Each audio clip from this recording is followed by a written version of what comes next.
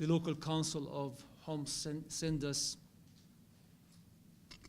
a report with some details and pictures about the breach that happened yesterday of the agreement between the local council and the government of Assad.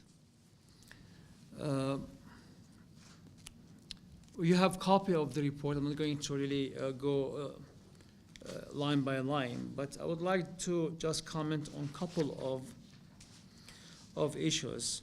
Now, this report is an attempt by our people in Homs who really needed badly this convoy of aid after 600 days of complete siege. So these were people who needed that aid. Of course, they also wanted to allow elderly people, some families who have been quite tired of the siege, and they voluntarily want to leave. So they wanted them to give them that opportunity.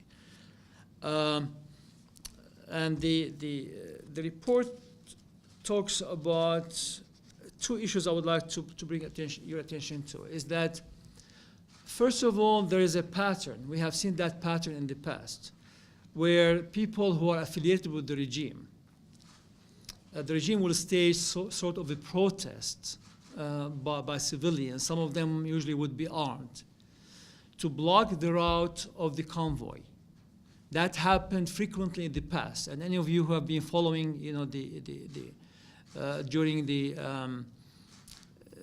period where the General Dabbi was there, we received a lot of reports of routes being blocked by civilians who did not want to allow the convoy to proceed to reach the designated areas because people were affiliated with the regime. So this happened again in this event.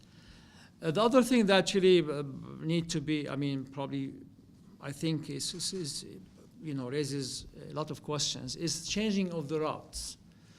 There was a direct route that the convoy avoided. They were led to go through a series of detours, and it was during that, as they were passing through that route, that they came under the barrage of bullets. At the beginning, snipers were shooting at them, and eventually there were mortars were thrown into the crowd as they were leaving leaving the city to go to more safer area. The report also was specific on mentioning the type of rounds that were mortar rounds that they were shot at the convoy.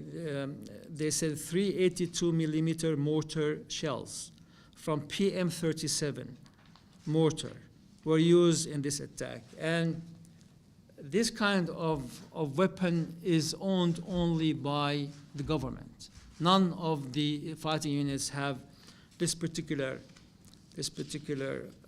weapon.